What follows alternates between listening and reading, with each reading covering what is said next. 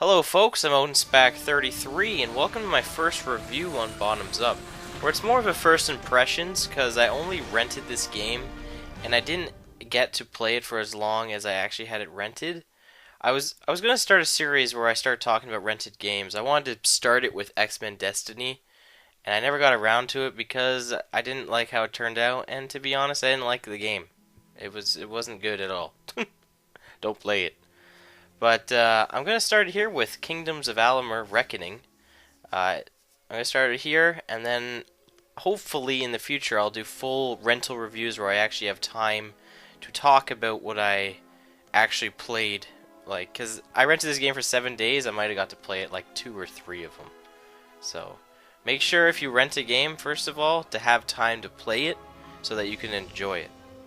Renting is a great thing to experience a game before you decide to buy it, and that's what I'm trying to deliver to you here.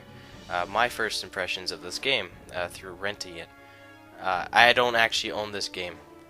It didn't impress. Well, I guess it did impress me, but I just don't have the money to keep buying everything. Anyway, let's get going into the review. So, just some notes on the game. It was released in North America February 7th and Europe on February 9th. It's developed by 38 studios and Big Huge Games and published by EA, Electronic Arts. And if you want to play this game, you'll have to either own a good computer or a PlayStation 3 or Xbox 360. Alright, so now that we got the technical notes out of the way, let's jump right into the game. I'm not going to be talking about the graphics because as I am recording this review, I don't actually have the video up. So you can be the judge on the graphics. Note that what you're seeing was recorded with composite cables, which is like the lowest form of recording Xbox. So keep that in mind. But anyway, let's go into character creation. I believe there are 4 different races you can choose from, 2 different types of humans and 2 different types of elves. Or there might be more. You'll see that because I'm sure I'll put the video in there. Each has their own specialties, similar to like any game. Like there's a lot of comparisons to Elder Scrolls I would make in this game. So like the different races have like different, like some are better at magic, some are better at weapons, stuff like that. But it doesn't really matter. That's just like starting stuff. Like just only like basic improvements on skills. So I mean, if you really want to optimize a character like magic, you'd go with one of the elf classes, but you don't necessarily have to. What you're able to do in this game is there's 3 different skill trees. There's might, finesse, and sorcery. And what's really cool about this is you can allocate any amount of points into any of the trees at any time. You're not focused on one, which really makes it kind of it enables you to create different kinds of characters. So if you want a warrior who wants to cast a lightning bolt at guys now and then, you can do that. Or a thief that's like really physically tough, whereas they normally wouldn't be, they would all be stealth. You can do that. You can even do a jack of all trades kind of character where you specialize in everything, and that's possible to do.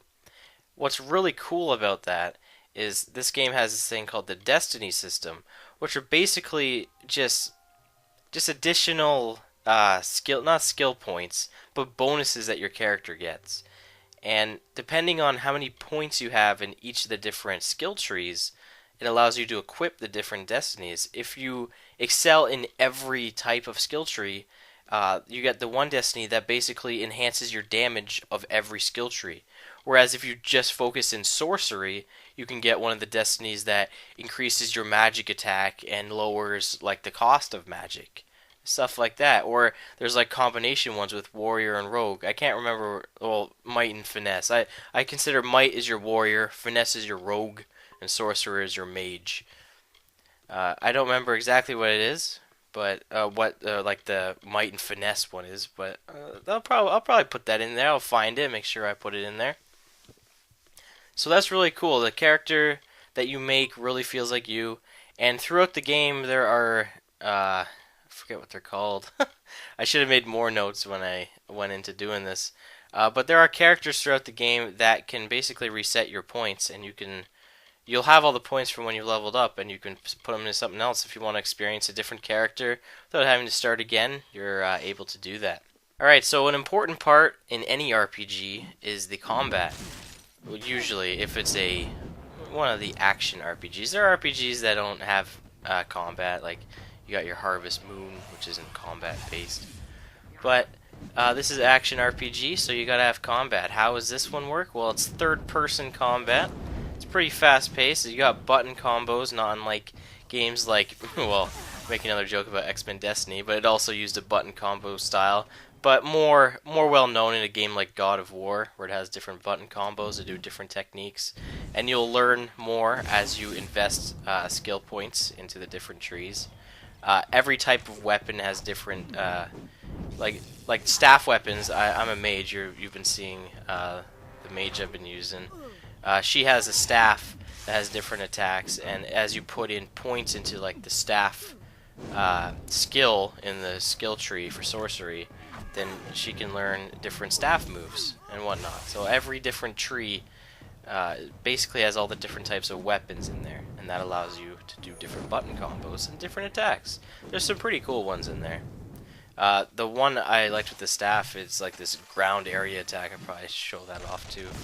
And it like wipes the floor with a bunch of stuff, but it takes a little bit to charge. What's also pretty neat is every character has a primary and secondary weapon. So basically the different button combos correspond with a different weapon. I'm using PlayStation, so the primary is the square button, so that's my staff. And then secondary is, earlier in the game it might have been a sword. But secondary weapon is like the bow and arrow I have set. You can have like, if you want two different staffs set to your primary and secondary, you can do that. Or like a sword. There's a bunch of different weapons I didn't get around to. There's like chakrams, which is apparently really good for sorcery because a lot of skills around that. So that's pretty cool there. Different types of weapons. It's pretty neat. So it allows you to focus in multiple areas. If you're making a rogue slash mage, then you can have like daggers as one thing and then your staff as your other, so you can mix it up, do different attacks. And weapons are good for everyone. I think this is the most important thing to note. If anyone's played a game where you're a mage, I would say more so an MMO, you don't really attack with your weapon. You're more of just using your spells. Well, mages in this game can use their staffs in conjunction with their spells to, you know, get in the fray. I guess it's more notable in games where you're in a group and you're a mage, you don't usually attack, but in solo games, you definitely attack and spells and use magic spells at the same time. And this game's called Kingdoms of Alamur Reckoning, so there's a mode called Reckoning Mode, which basically gets you extra experience points and allows you just to obliterate enemies. As you kill enemies, your Reckoning bar fills up, and then once you use your Reckoning attack on someone, you just completely destroy them. It looks really cool, and you can mash the button to earn extra experience and make your attack look cooler. It's pretty neat. So that's the combat of Kingdoms of Alamur. Now, I didn't get much into the story of the game. Basically, it starts off, your character is dead, and you find yourself resurrected. And you crawl out of this like jail, this dungeon-like area, and it's like the tutorial, teaches you how to do stuff. And once you leave there, you can pretty much do what you want. Once again, similar to an Elder Scrolls game. There is a story you can follow along with. I never got around to a lot of the story, because what I was doing most of the time was all a bunch of the side quests in the game and exploring. Like, once you get to the first town, there's like I found like 5 or 6 quests like right off the bat, just talking to different people. So what you can do is, like, there's different factions which each have their own storyline quests as well, so not just the main story. And there's the side quests that allow you to earn items and money, all that kind of good stuff. There's lots of Elder Scroll moments in this. I can't help but compare this to an Elder Scrolls game so much, but it's so similar to it. And that's not a bad thing. Elder Scrolls is a good system. It would have been nice to see this game maybe, you know, have its own little spin on things, but like, there's a lot, like stealing items, and you can't sell it back. You can't take your stolen items and sell it to like straight merchants, like, or like legit merchants. I mean, you gotta take it to like fences. Like, maybe you should be able to sell it to some merchants who are just dumb. They don't understand it's stolen. Like I said, I never got far enough in the game, and I know eventually you can learn a skill that allows you to sell items to everybody, but you know, I feel like it takes a little too much from Elder Scrolls, and like I said, it's not necessarily a bad thing. But it was cool to see a new RPG, and I was hoping it would be more standalone than. I guess if you've never played Elder Scrolls, you might like this, or if you've played it and didn't enjoy the combat style of Elder Scrolls, this combines that kind of gameplay, but the combat is more of a God of War style, so it's kind of a hybrid. So that's pretty neat to see. I've never played. A lot of people compare this to Fable.